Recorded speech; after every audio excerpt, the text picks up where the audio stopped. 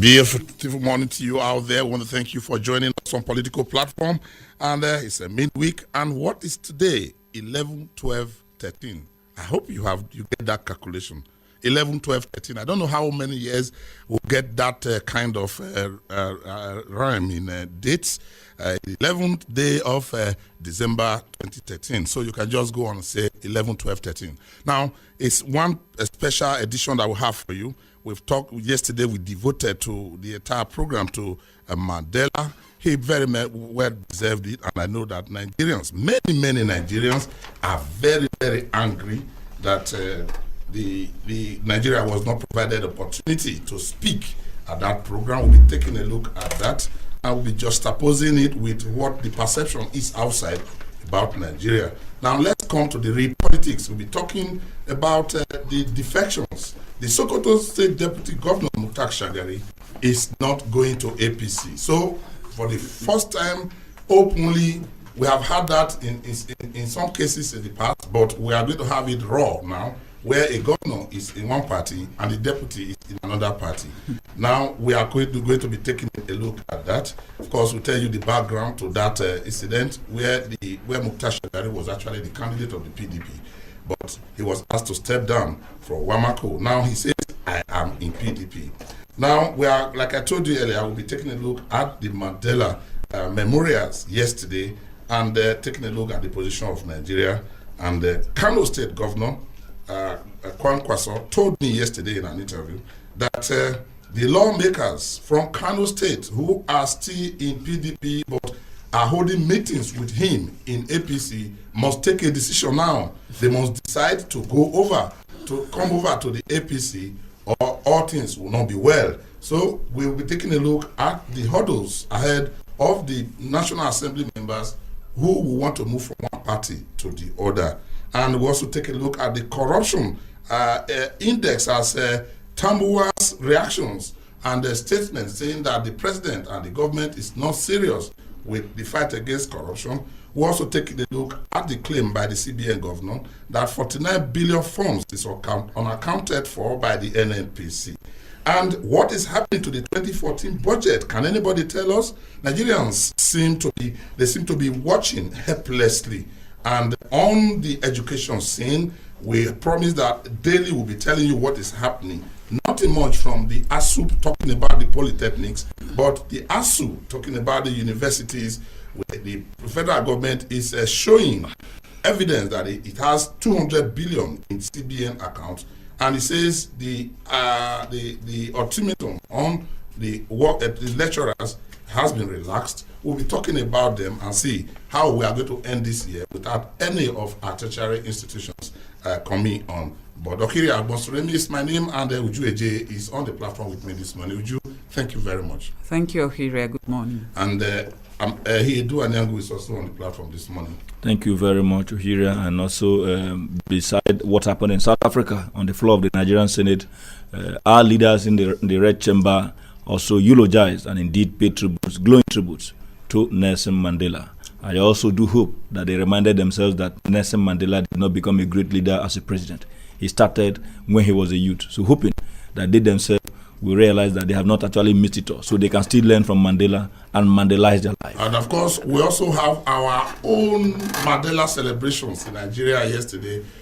We were also celebrating the life of Solomon La. Unfortunately, like we said, when we're having a meeting before this time, the big fish swallowed the smaller fish. You just pray that you do not have an event on the day a big man is also having an event. The bigger masquerade was Mandela, and so the events in Jos with Solomon La appear to have been swallowed up. But Solomon La, by every measure you want to use, deserves every commendation that we also got from the House of Representatives yesterday. And we are also going to go over to Yamoussoukro.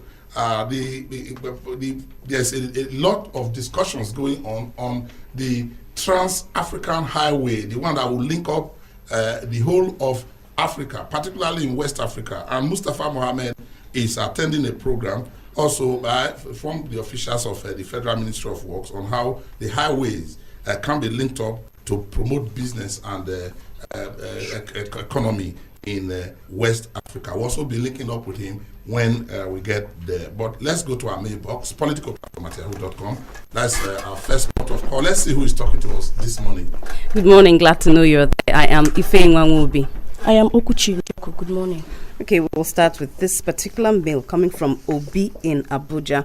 And it says there is need to improve Nigeria-South Africa relations. He goes further to say, I listened to South African ambassador to Nigeria yesterday, but I am not satisfied with his explanations on their relationship with Nigeria.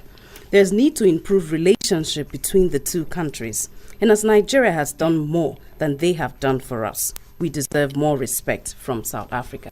Anselm Eluwa from Abuja titles this bitter lesson from Mandela's funeral. It goes on to say, the funeral of late Nelson Mandela jolted Nigerian leaders back to reality that the world is truly watching the abuse of office and disrespect the government shower on citizens when called to serve. Well, the bitter lesson our leaders should learn is that governance is people-centered, not personal. Okay, on Mandela's memorial service, Vyashima Silvanus writes from Central Area in Abuja, and he says, it is unthinkable that Nigeria was not as much as acknowledged at the memorial service of the late apartheid icon. As a country that fought the apartheid regime with such vigor, and our position as a big brother, that is a great slap on our face. But of course, how do we retain our respect when we are so immersed in corruption, injustice, misgovernance, insecurity, massive retrogression, and all sorts of vices? We must begin to retrace our steps now before we lose it all. God bless Nigeria. All right, away from Mandela, now Ibrahim Olufisayo from Lagos titles this Nigeria and corruption, a Siamese twin. He goes on to say, the bickering has always been about crude oil benchmark, with the legislators painted as enemy of progress, whereas crude oil price has never gone below $110 per barrel for the year running. Now, some $49 billion is nowhere to be found, and Mr. President has been keeping mum since September when he was intimated by the CBN. Like every conjoined twins, Nigeria likely needs surgery to rid her of corruption, but surviving the surgical procedure is not always certain. Chidozie Ugu, writing from Enugu, is asking a question. Who is accusing who? His mail reads further. Tambuwal made a very commendable statement, but as a Speaker of the House of Representatives, what has he done on his own side to check corruption? What is the effort of Tambuwal to reduce the millions of naira they take home every month in a country where more than 100 million of its people are living in abject poverty? How about the PIB bill, when to check and reduce corruption in the oil sector, which is lying helpless in the National Assembly? God help Nigeria. All right, that's all we have for you on this segment. Remember, the route hasn't changed. It's the political platform at yahoo.com. Yeah, keep the mails coming, political platform at yahoo.com. We are always delighted to indeed share those your views. And we are indeed sorry that we can't take all the mails. And we acknowledge, particularly on the Mandela, I can tell you, we got over 150 mails on Mandela, the events that went yesterday. And we have so many people also talking on corruption. We just want you to keep it coming. Please don't be discouraged. The much we can take, we will take. And remember that it is not just that we take them, they also enrich our own knowledge on what we are also going to be presenting. And that is why we encourage you to keep coming. And one day, you hear your mail read on this on the program. We enjoy it, and we want to continue to enjoy sharing all of it. Now, the issue of Mandela, we're not going to talk so much on it this morning because it took our entire time talking about yesterday and up to now. But wait on the 15th, that is on Sunday. Is this Sunday? Mandela will be laid to rest in his birthplace, and maybe on Monday when we come, we'll also talk about him and his final, very, very final bye-bye to the world as he goes. But we are going to be taking a look at some very, very critical political issues this morning. Maybe we'll begin from Sokoto State. Uju, you wanted to... I wanted to say, because when Ehedu was talking about the virtues of Mandela and our leaders imbibing these virtues, he talked about the senators and he said Mandela started as a youth. Is he also referring to those old men as youth? Do you learn to eat with your left hand in old age? Of course, I think there are still some persons who are actually quite young on the floor of the Senate. Very, very. You know why I say so is that if you take a look at what happened in this part of the world, I said truth is bitter, but I think it's much more bitter in Nigeria. And to that extent, you see everybody deceiving the unarmed members of the public. Both those in government are deceiving the public. Those who are outside government who want to go in are also cooking up more deception. Let us come to the issue of this fight against corruption. You recall, let us even come from South Africa. When Mandela left the prison walls in Robben Island, he knew that the most important thing that he would have done that would make him endear him to the people of South Africa, particularly the blacks, was to begin to fight the white, just as he did in just before he went to Zimbabwe. But he didn't take that option. He took a very bitter option. It was a bitter option because the people of South Africa, particularly the majority blacks, were very much against his decision not to begin to pay back. Yes, not to pay back what they suffered. Even up to the present day, there are so many people in South Africa. If you go to South Africa, there are so many people who are still bitter that the Mandela did not just come, including one of his former wives, that he did not just come and turn the table. But Mandela knew what was good for the people of South Africa. In this part of the world, I can tell you, when somebody like Olusegun Obasanjo goes to a function now, because he's no longer in government, he will tell you those in authority are not fighting corruption. They are killing the system. But when he was in government, those who work with him sowed the seed. But because we know that the moment you say somebody is corrupt, nobody looks at you anymore. The likes of Tinubu and so many others will tell you that there is so much corruption. And you ask, these persons who have spent so much billions in building certain things for themselves, which company did they open? We hear of the Folawiyos, the Yinka Folawiyos, who had Eleganza, who had so many companies. He's not even doing as well as these persons who have been in politics. We hear of Dangote. We can say these are the things these persons have done. But in Nigeria, the politicians, those who have been in power, they leave power, they will have so much money. And when they wake up, because they know the one we want to hear is to say that Mr. A or Mr. B is a thief. Once they say it, they prevent you from looking the other direction. I was amazed that Tambua is the one talking about corruption and no corruption. Yes, democratically he's entitled to do so. But to hear that, don't forget that before Tambua became the Speaker of the House of Representatives, there was this issue of car, if you recall, which involved supervised by Ihedioha, the Deputy Speaker, and Dino himself raised those issues. The amount of money they spent in buying torchlight and so many other things. He was a principal officer. For them to be able to help this country, let them not just say those things that will be sweet. Let them be able to do like Mandela and also fight. One of our writers rightly mentioned it, that it's not enough for you to collect jumbo pay. When you are not on the sharing table, it becomes a sin. And when you're on the sharing table, it becomes a right thing. For us to make progress, I posit that the best thing for us to do is to stay away from those things that we say other people are doing. So that just like Justice Abiola Keshington, we go to Equity, having washed our hands with that black soap that can afford to clean all the germs in our hand. Otherwise, we will be pointing to one direction just to deceive Nigerians, but we're also immersed in the same thing that we're talking about. Now, I would take it this way. If a very ingenious seller of beer, alcohol, decides to take the idea of the popular brands and remove the content and put it in a water bottle, in a plastic bottle, you know, when he comes to the place and say this is beer, if you look at the bottle, it will not look like beer, but the content will also will be beer. And those who know the taste, when they taste it, they will know that this is the original beer that they have to take. That is why I want to take a look at the Tambua issue. Tambua may have been in a place where corruption has been flying all over, but the content of what he says, is it correct? Is it true that the president and his team are actually fighting corruption with kid gloves? That all of them in government are condoning it. Are condoning it. Is it true that we need to do more on the outward? It is not something you do and lock the door. It is like making fire. No matter how clever you are, the smoke will reveal that there's fire in it.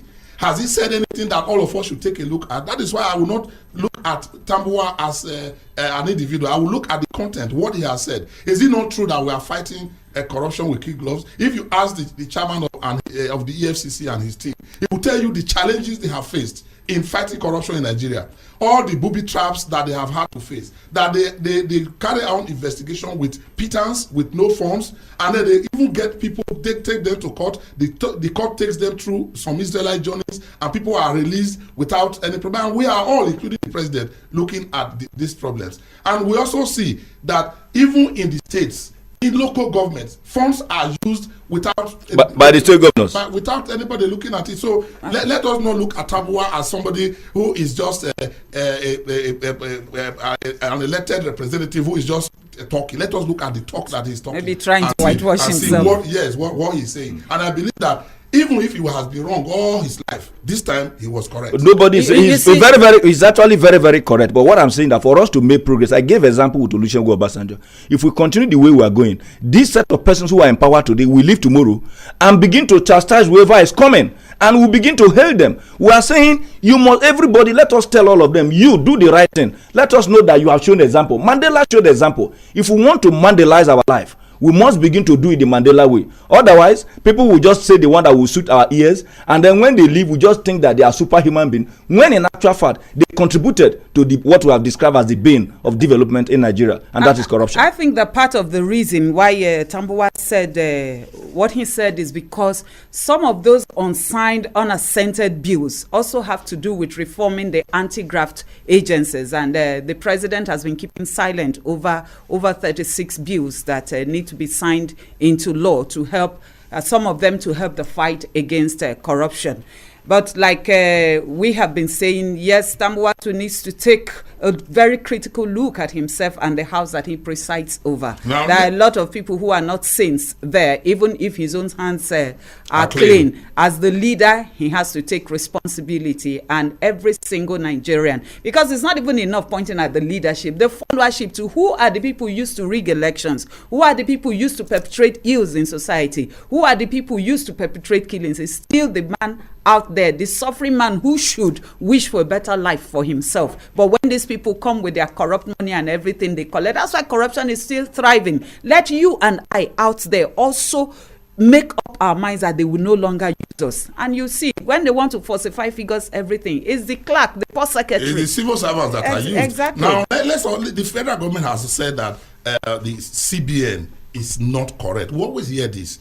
But all of us know that, like Amechi and Akwe will describe the NNPC, the towers of corruption. The 4 towers of corruption. 4 towers of corruption in Abuja. There's nothing. The best description you give to NNPC, if they say, what is NNPC? The closest and best definition is corruption. Because there's nothing that is done in that place that anybody knows. Now, if the CBN governor can indeed say, look, this is what is happening, who else do we expect to give us the information if the CBN governor will not give us? But the CBN governor should go further. I was expecting that he will give Nigerians the details. It's not enough to say 49 billion naira is unaccounted for. And it is easy for the NNPC to say it's a lie. Now, Nigerians are kept in the dark. Monies are coming. We do not know what they do with the monies. In fact, what has happened is that NNPC has become some secret court that Nigerians don't know anything about. The PIB that ought to open up all this, we do not know. We talk about stolen crude. We are told that the crude is stolen from not just on the road, or as Asari Dokubo told us, they are not taken from the pipes. You don't, and you don't steal with matches box. They are stolen from the loading bays. That the people should know that the batches come in from the sea and take them from where they sell them. And these are all under the NNPC watch. And even the funds, the one that they managed to get, that we can even track. The CBN governor is saying that we have a law that is going under that. It's not the only explanation the federal government will just say is a lie. He's not saying the truth. The figures are not correct. Dizani Alice Mandeka, minister in charge of NNPC, will be very, very fast to come and tell us it is the figures. The figures are not always correct. But what is the correct figure? We do not know. We never will know, because those who are presiding over the affairs, they are the beneficiaries. And that's why Tambuwal should not just be dismissed. We know that we are treating corruption in Nigeria with the kid gloves. And with the NNPC as headquarters. Again, you like somebody said when we're talking about oil theft, he said a common man like you and I cannot afford tankers. Who are the people who can afford tankers? It's still the big boys, the ones in the corridors of power that are doing all of this. Now, but who will bail the cat? is the question. We just want to quickly rush through some of the reports that we have now before we take on Mustafa Mohammed, who is going to call in to tell us what is happening on the ECOWAS and the African Highway. Then the Sokoto State Governor has said, that is talking about Mukhtar Shagari, has said he is not leaving the PDP. Now, Wamako has already left, and if what the governor of Kano State talking about Kwakwaso told me yesterday, saying to go by, these governors are very, very serious with their movement. And he told me yesterday that going back to PDP is like asking Tinubu to join PDP.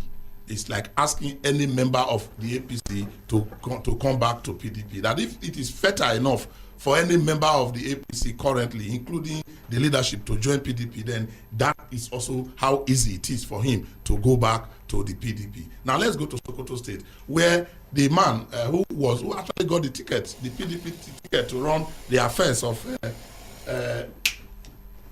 the state, to indeed work on the people through an election, was asked to step down for Wamako. Now the deputy governor says, I am not going. What are we going to have? What are we going to have? Ohira, and very soon you will hear impeachment. But unfortunately, that is also how undemocratic most of these leaders are. You recall, just like you rightly mentioned, Mukhtar Shagari was the flag bearer of the PDP in 2007. But the PDP reasoned that he needed the combination of Magata Kadawamako, who was then in AMPP, because of the onslaught of the man who formed the DPP, the then governor, the person Atahiru Bafarawa. Yeah. And so the man came. You also recall that was what accounted for the annulment of the election of Wamako, because he came at a time without participating in the primaries of the PDP. While he did not resign as the flag bearer of the AMPP, he incidentally became the flag bearer of two political parties. And so he ran on the platform of the party and they won the election. Now, for the past 6.5 years, they have been working together in the PDP. And now he wants to leave. In the first place, he did not even consult the man he came to meet. He is only just like the chicken coming home to roost. He left AMPP, which is also very, very clear and strong member of the APC, and he wants to go back to where he's coming from. Now he wants to take a man who has been in PDP. The man say, I am not going because I belong there. If you recall also here, I have told you that the reason why I respect Wadanas of the Abacha regime is that after the death of Abacha, every other person abandoned Abacha. They didn't want to associate with him. But Wadanas remained. Yes. When Abacha was alive, I never respected him because he was talking too much. But after the death of Abacha, I saw him as a hero, because in the midst of different persons finding it convenient to abandon Abacha, Wadanas remained. And to that extent, that consistency made him my hero. That is what Ambassador called 100% loyalty. So that is for me. If you are leaving a political party, just like you have joined individually, anybody at any given time, it is free entry and free exit. That is what differentiates between a monopolistic market and a democratic structure of a political party.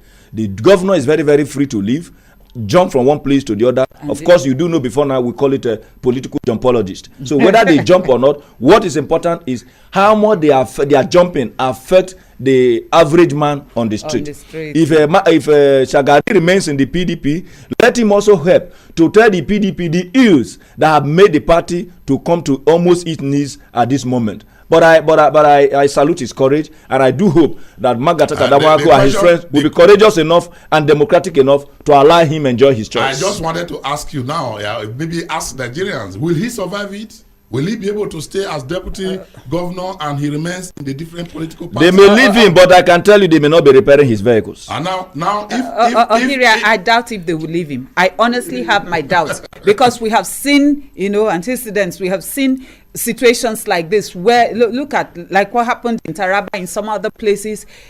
They will come exactly Anambra before. They will come after him.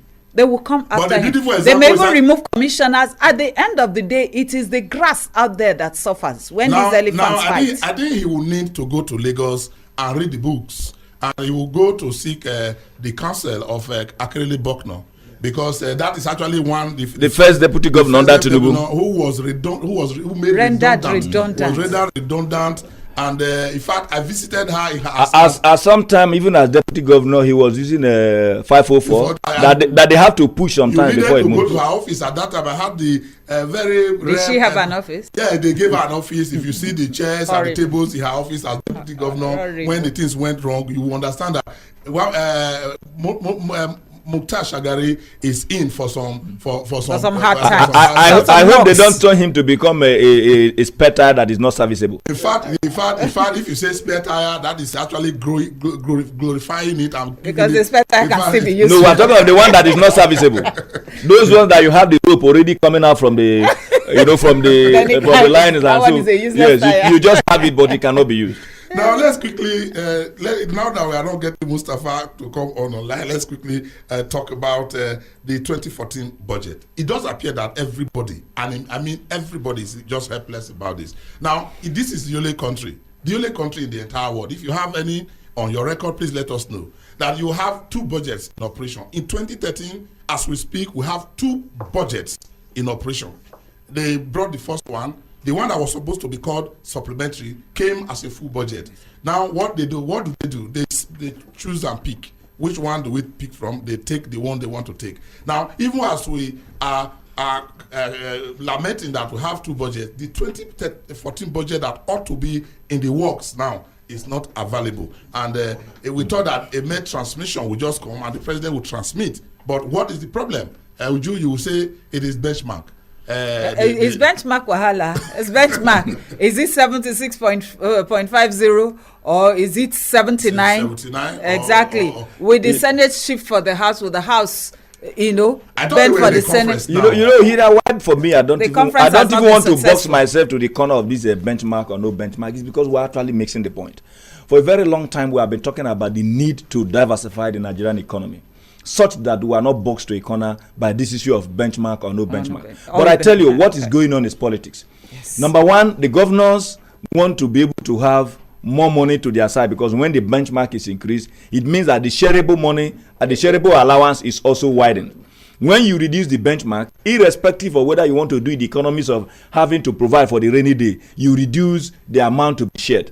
So when you see this fight about 76, 79, Nigerians should know that what they are talking about is how do we increase the money to be shared to us. Exactly. Don't also forget that this is the election year. There are those who also believe that the presidency or those in the executive arm want to also reduce the benchmark so that they too will have a higher threshold to be able to manipulate the surplus because of the issue of the excess crude account, which most of them believe is not as transparent as ordinarily should. But I expect the lawmakers, if their hands are not also so deep in this oil, they have the powers as given by both Section 80 that talks about the appropriatory powers of the National Assembly and Section 88 that talks about the oversight powers of the National Assembly. But some of us have been long enough in that environment to know how these powers are used. It is a question of rub my back and I rub your face. And so until they are able to put the Nigerian people on the table, some people talk about institutional decay and the National Assembly not being able to play its role. And I dare say that as it presently functions, the National Assembly can never regain its respect, because some of the things that are done in that environment is also shrouded in the secrecy. Ask yourself, what is the intent of vesting the National Assembly the powers to oversight the executive and the judiciary?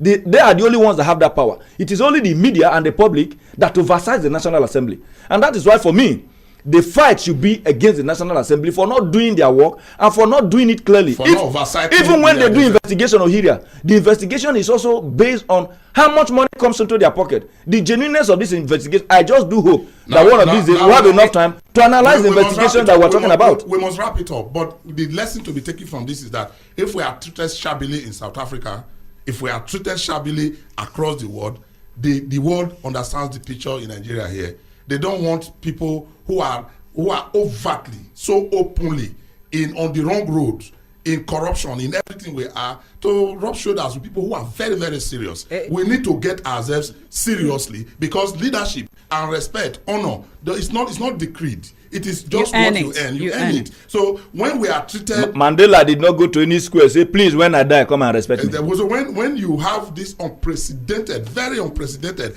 it has never happened. I don't think it is going to happen in our lifetime for over 100 heads of government, not in the United Nations meeting, attending the burial of a single individual, then we want to go there and showcase ourselves. And some Nigerians are angry that Goodluck Jonathan was not allowed to speak. I am one of them. We will not be allowed to speak because we must put our house in order. I am one of them, and that is because of the role that Nigeria played, in gaining freedom for South Africa. But at the same time, I can hear Mandela saying to Goodluck Jonathan, go and sort your problems with ASU. And that is how we are going to be wrapping it up here this morning. We'll come back tomorrow for more on Political Platform. Please stay with us. Please join us tomorrow for another episode. And my name is Okiri Agbosuremi.